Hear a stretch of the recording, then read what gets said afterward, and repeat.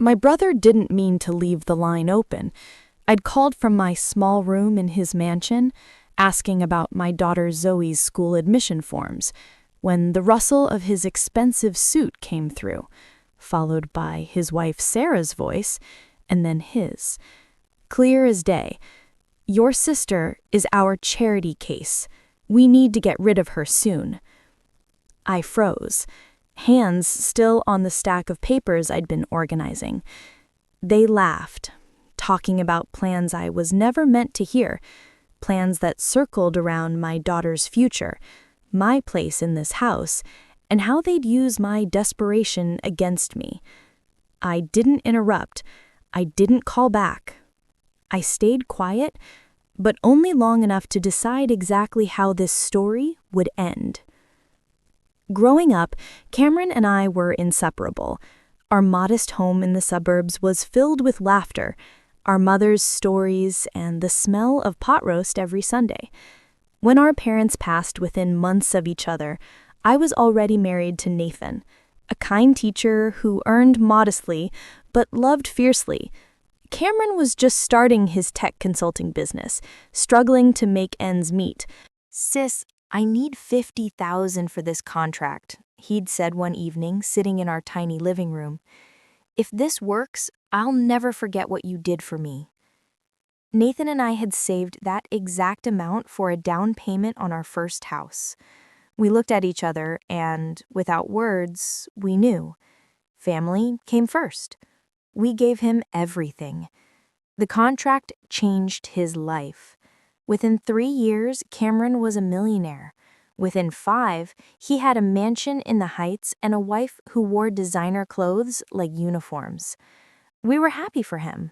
We never asked for the money back. We didn't need to, we thought. Family doesn't keep score. Then, Nathan died. A sudden heart attack at 38 left me with a 6-year-old daughter, a rented apartment, and savings that would last maybe 6 months. I was a housewife with a decades-old degree and no work experience. When I called Cameron, crying, he said exactly what I needed to hear. "Sis, you're coming to live with us. Zoe is my niece. This is your home now." I believed him. For 6 years, I believed him. Cameron's house sat in the most exclusive neighborhood in the city. Towering gates, marble floors, a lawn that could host 200 people.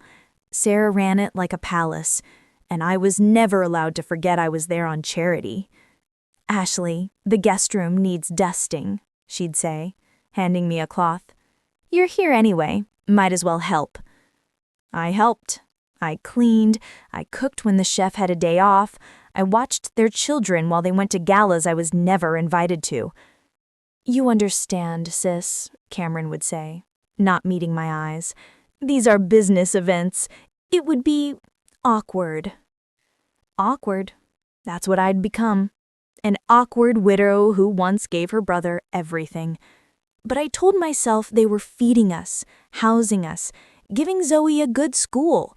I swallowed my pride like bitter medicine, daily doses that burned but kept me alive. Every Sunday evening, though, I'd escape.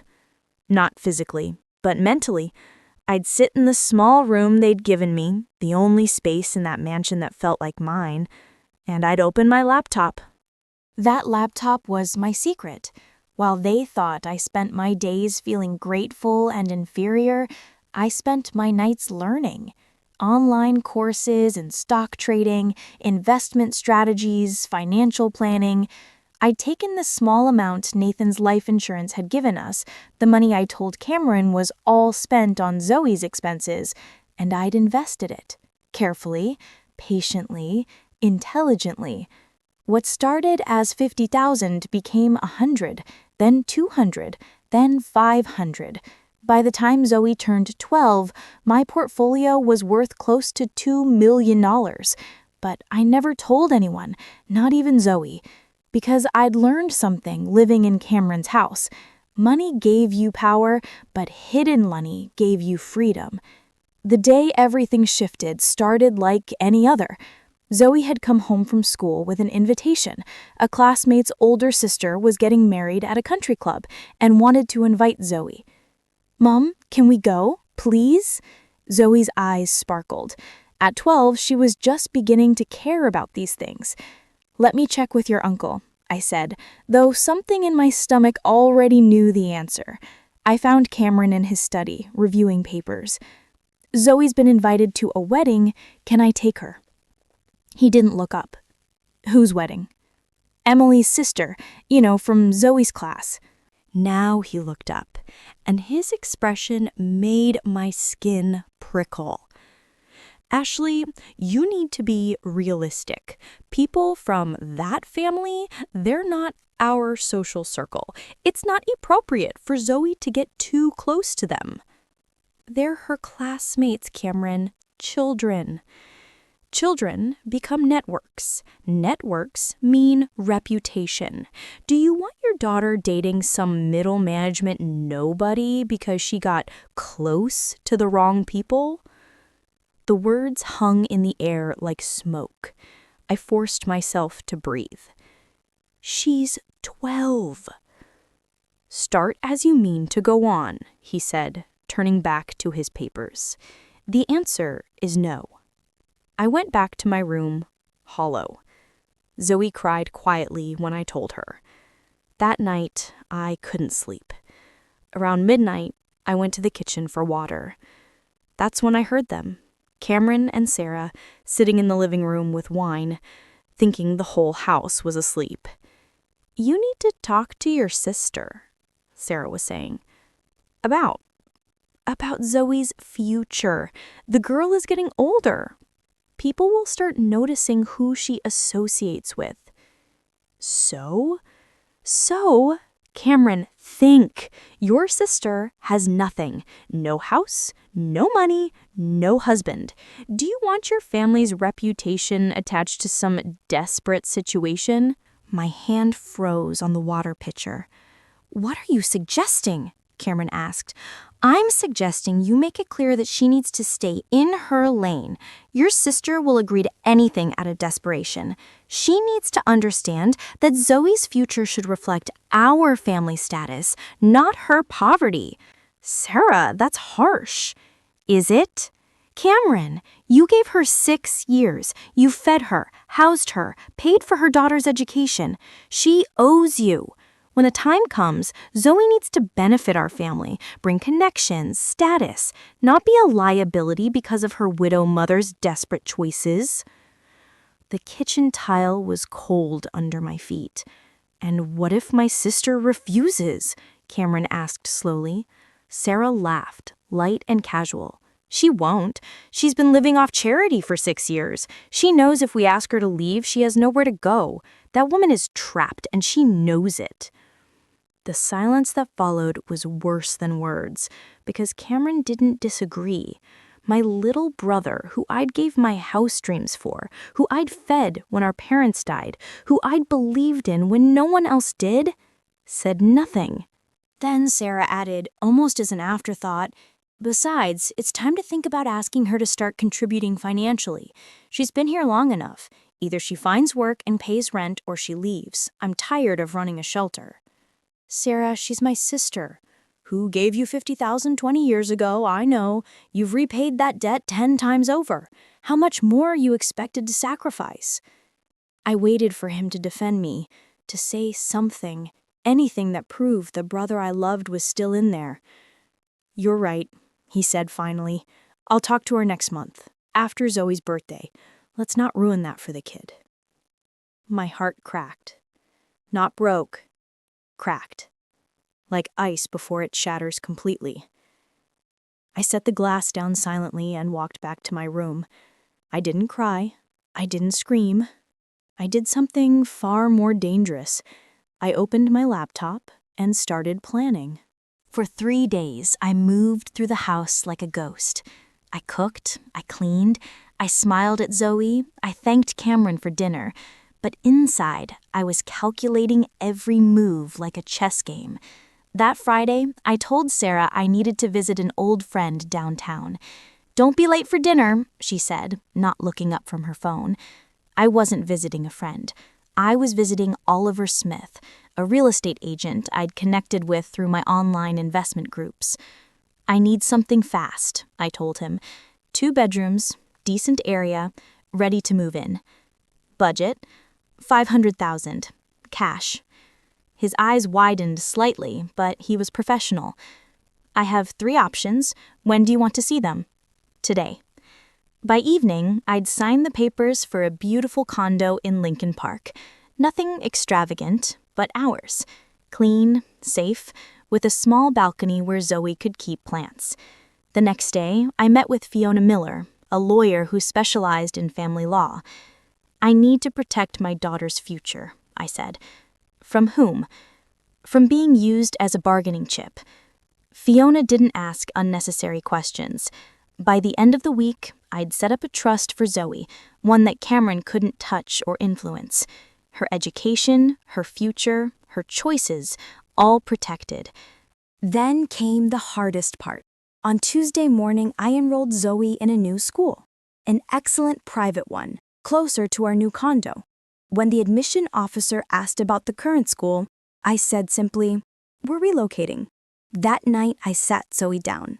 She was doing homework, bent over her notebook in the small room that had been our entire world for 6 years. "Zoe, how would you feel about living in our own place?" She looked up, confused. "What do you mean?" "I mean, a home. Just you and me. Our own home." Her eyes went wide. "Are we leaving here? Would that make you sad?" She bit her lip, thinking, my smart, perceptive girl. "Will Uncle Cameron be angry?" "Maybe. Would you be okay with that?" She looked around the room, at the walls that had never truly felt like hers, then back at me. "When do we leave?" I smiled for the first time in days. Saturday, before dawn. The next 3 days were the most meticulous of my life. Every evening, after everyone slept, I packed. Not everything, just what mattered. Clothes, books, photos, documents. Everything else could be replaced. I hired a small moving company, the kind that didn't ask questions. I transferred money, closed the joint account Cameron had made me open for emergencies that somehow always benefited him, and opened new ones he knew nothing about. On Friday night, Zoe's birthday, they threw her a party. Sarah had invited her friends' children, decorated the lawn, ordered a custom cake. It was generous and perfect, and felt like a noose. "Thank your aunt," Cameron told Zoe. "This must have cost her so much effort." Zoe hugged Sarah politely. I watched them, these people who'd housed us and diminished us in equal measure, and felt nothing but cold clarity. That night, Sarah pulled me aside. "Ashley, we need to talk about your situation soon." "My situation?" "Your financial situation. You can't stay here forever without contributing." "Of course," I said softly. "I understand." She looked satisfied. "Good. I'm glad you're being reasonable." I was being reasonable, just not in the way she expected. At 4:30 a.m. Saturday morning, the moving truck pulled up outside. I'd timed it perfectly. The guard at the gate was Arthur, whom I'd been kind to for 6 years. He let us through without questions.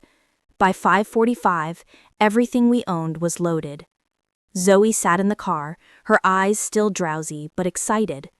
"Mom, did you leave a note?" she whispered. I had. A single envelope on the dining table where they'd find it at breakfast. Inside, I'd written 3 sentences. "Thank you for 6 years of shelter. I found other arrangements. Please don't contact me unless it's an emergency." As we drove away from that mansion, Zoe asked, "Will we be okay, Mom?" I looked at my daughter, 12 years old and braver than she knew. "Better than okay, sweetheart. I promise." Our new condo felt like oxygen. That first morning, Zoe ran from room to room, claiming her space, planning where everything would go.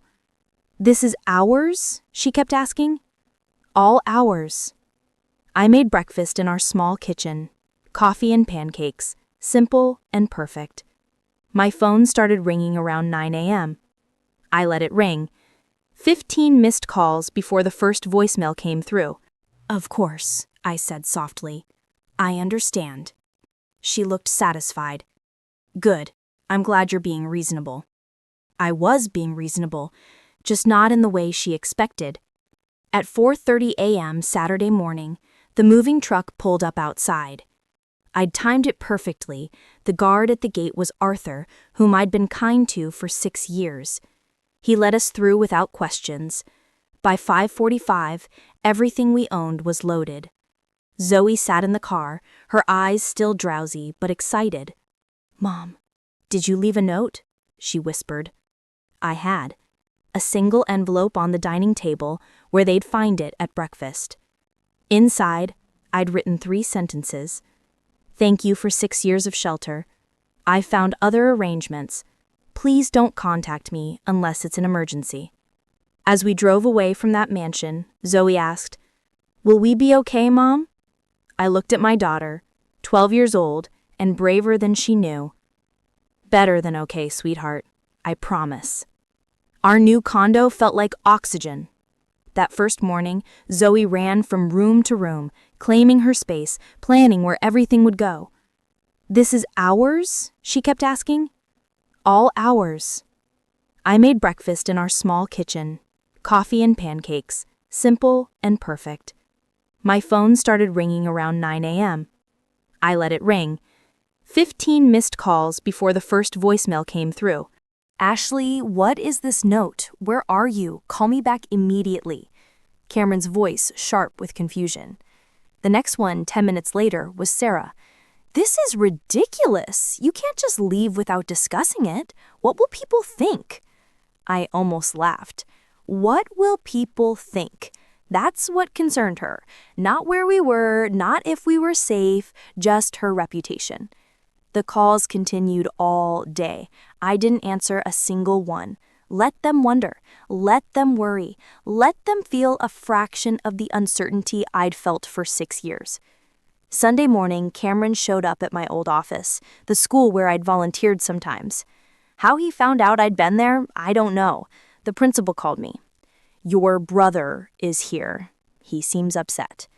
Tell him I don't work there and you don't know where I am."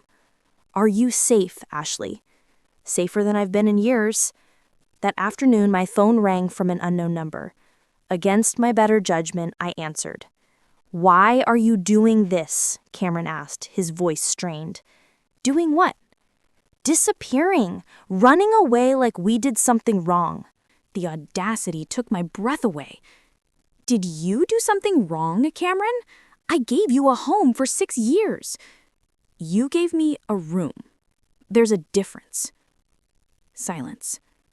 Then, quieter, "Where are you? Let's talk.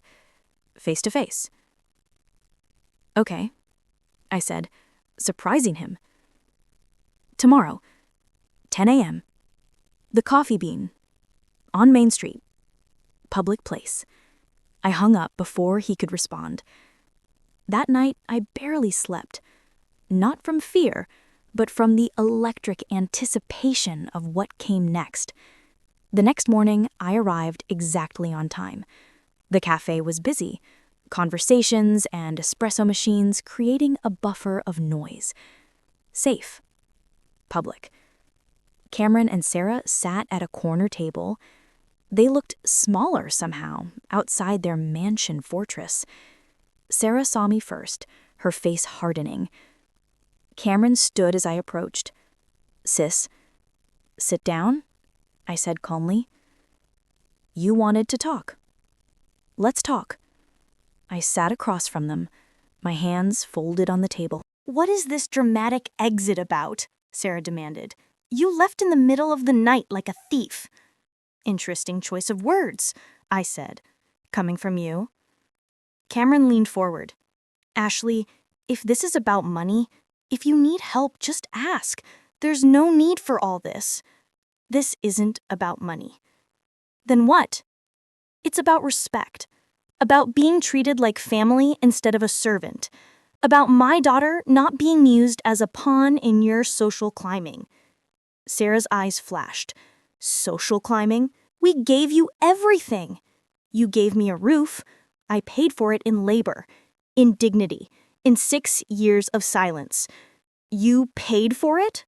Sarah's voice rose slightly. With what? Your gratitude? I pulled out my phone, opened my banking app, and slid it across the table.